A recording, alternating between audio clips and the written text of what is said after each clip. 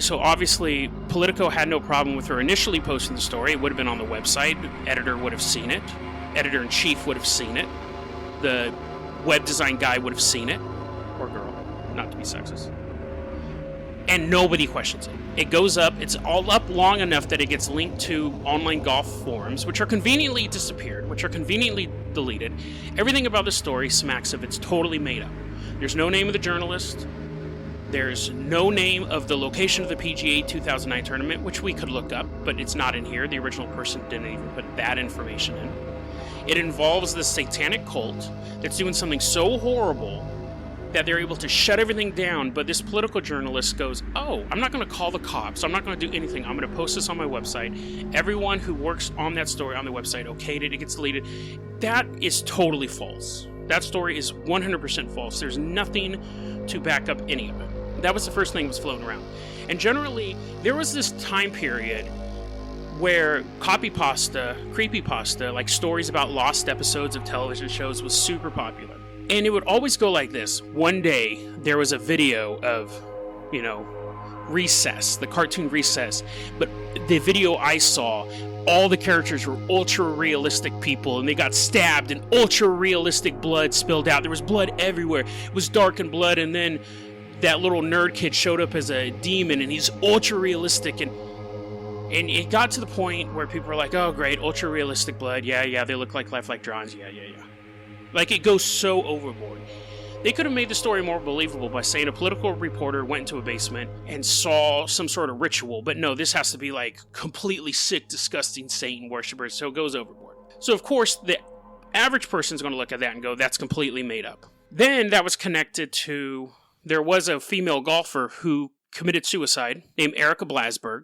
That took place way later, but of course, because I'm researching the story as if it's true, I had to go research Erica Blasberg. LPGA. She was a phenom when she started off. She was rocking the amateur leagues. She dropped out of college to play golf in the amateur leagues. She went to become a professional. She wasn't ranking. She was like 128th on the money list. Like, she wasn't ranking where she thought she should be. She moved to Las Vegas. She thought she'd have a lot of friends. She thought that it would be a good golf community. It wasn't. She didn't have any friends. She met up with I think he was a psychiatrist or psychologist, one of the two, the one who can prescribe drugs. She meets up with them. She may or may not have been having an affair with him. He was there the last night she was alive. They found her with a bag over her head, taking a bunch of medicine. Nevada state law does not reveal how much medicine is in you at the time of death. You think a bag over your head, that's suspicious.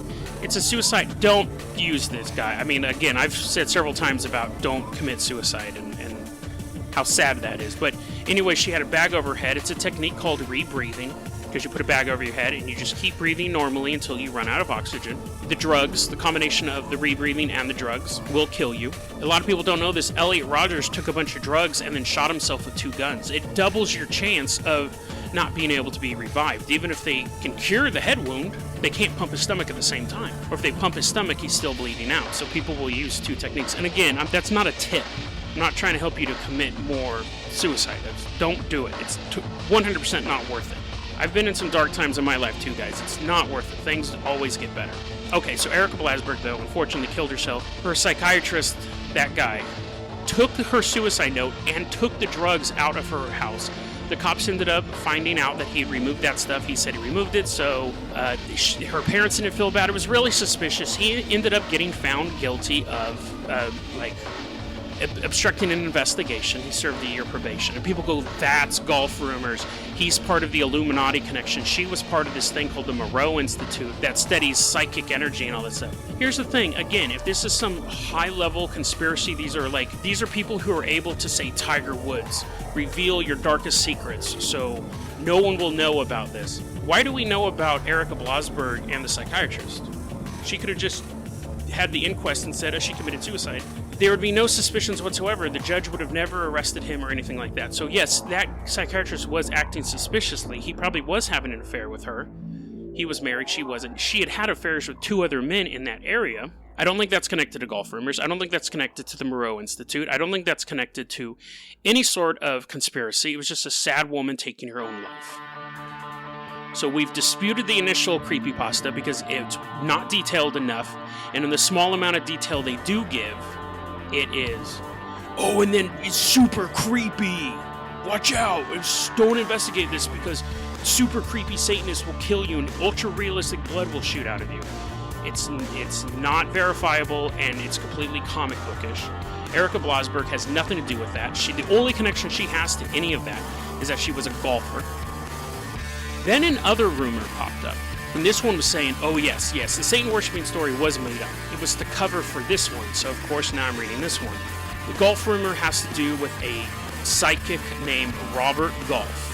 And the Glass Camera Project. The Glass Camera, according to this post, the Glass Camera Project was the clandestine effort by the CIA and the FBI in the 90s to create truly non-detectable surveillance tools, particularly a camera and a microphone system. And I'm like, okay, maybe this is something. And then I get to the next sentence. Now, according to classical theories of physics, this should be impossible. So right now, you're already telling me in your second sentence, what I'm about to tell you is impossible by any measure of science. But I'm okay, whatever. So basically they're saying that this camera allows, you need something, this camera's basically made of glass, which is impossible, and it absorbs light, but it's able to reflect light, and so on and so forth. So you get a psychic who remote views a subject. It goes on to say it is believed that the sheer psychic energy to accomplish this goal puts immense strain on the viewer's body, which always results in death. Apparently, one of the first people who used it was Robert Golf. It says a somewhat prominent psychic from the 1980s that disappeared overnight and is practically unheard of today. So again, now they've given me a name. So I start looking for Robert Golf. There is no psychic called Robert Golf. He conveniently disappeared. But here's the thing. There's no books about a psychic called Robert Golf. There's nothing that you can go to a used bookstore and find a book about a prominent psychic and the name Robert Golf in there. He doesn't exist. So they made up that name so they could tie it into golf rumors. They would have been better off saying he was a gardener or he was a psychic at a shop in Long Beach. When you say he's a prominent psychic in the 1980s, I grew up in the 1980s. I've never heard of that guy. There's no books or any identification that this person exists. Because you can find books online that are scanned in. So what you're telling me is they either removed the whole book or they simply removed the one reference to Robert Golf. But if he was a somewhat prominent psychic, not a nobody, there would be more, because this was the New Age boom. There'd be multiple documents on this guy. This story goes out the window right after, really, this camera can't exist due to physics. I give it a little more. This camera is a psychic device that allows you to make photographs of remote areas. Okay. And if you use it, you die. And then the Robert Golf thing. So again, this totally gets thrown out. It's throwing too much sci-fi X-Files buzzwords at us. And they use the person who was somewhat prominent who doesn't exist and there's no proof of it. It's easy to have a conspiracy theory where you go, yeah, but good luck researching this because you're not going to find anything because the government's so powerful, it deleted everything. Yet I can find this post. They have the ability to delete a person. They have the ability to scrub people from published books, but this post is online. So, debunked. You got to do better than that. Same thing, this is just more creepypasta. If you're going to invent a conspiracy theory, make it halfway believable. The question I have about the term golf rumors is that just like eggless travel, which we track down on this show, and just like the ocean at night, which we track down on this show, both of those phrases were considered to be just a toss-off, some word salad, things people put together. So as I was looking into golf rumors, and I kept saying, that's not true, that's not true, that's not true, that's not connected to anything, I put the research aside, but I kept thinking, I go, maybe there's something to it. I started to think, most, like they say 80% of all business deals are handled on golf courses. Maybe it has to do with that. See, that's more realistic than super secret Satan worshippers being discovered because a political reporter was looking for the bathroom. Started looking into that. I figured that's pretty common. That's pretty common knowledge. There's the idea that drug deals are done on golf courses, high-level drug deals, because they're so vast and empty. Yeah, maybe. And then I thought, golf rumors is a meme that was totally made up, or it's something else. Possibly a meme, possibly a joke. I totally dismissed the do not research thing. I think someone just threw that in there. But I thought, what if golf is an acronym? GOLF. And it is. Global oscillations at low frequency. Global oscillations at low frequency, or GOLF, is an instrument on a satellite that we've built. Its purpose is to study the sun.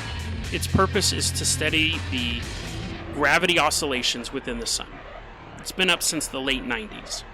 What it just discovered in 2017, around the time the GOLF rumors started, was that the core of the sun spins four times faster than the surface of the sun. We can tell what the Earth is made of through earthquakes, but we never had a device to tell the sun how the sun worked. We have this GOLF instrument that can measure the gravity oscillations coming out of the sun. And we just learned about 2 years ago that the core of the sun moves 4 times faster than the surface. It's a huge breakthrough. Now we know something about the sun that we haven't known since the birth of science, since we thought it was a big magical ball. So we have this information now of how the sun works. We have a more detailed idea of what's inside the sun. But let's say, what if? What if there's a scientist working on that project and they're looking through the readings, drinking their coffee, going about their day. They come across some unusual readings, something they didn't expect, something that they don't understand that is being picked up by GOLF, something that defies what we previously knew. They tell their coworker. Their coworker's alarmed. They tell another coworker. They tell a boss. They tell other people in the institute, other people in the science community that would understand what these statistics meant. And as it spread out, and as people became more and more concerned about what GOLF actually picked up, the rumor would spread. Is it possible that that machine measured something that was completely unknown to man? Is the fact that the core spinning so fast make a difference in how we thought the sun worked and the time limit we gave on the sun burning energy? Is it possible that the device picked up something else? Some other sort of gravity anomaly nearby. Something that shouldn't be there. Something we can't detect in any other way. But the GOLF device is reading that. Is it possible that this device in space is sending back information that puts the planet in peril? Or simply has to make us rethink everything we know? Who knows? You can never believe rumors. DeadRabbitRadio@gmail.com is going to be our email address. You can also hit us up at Facebook.com/DeadRabbitRadio. Our Twitter is @JasonOCarpenter. Dead Rabbit Radio is the daily paranormal, conspiracy, and true crime podcast. You don't have to listen to it every day, but I'm glad you listened to it today. Have a great one, guys.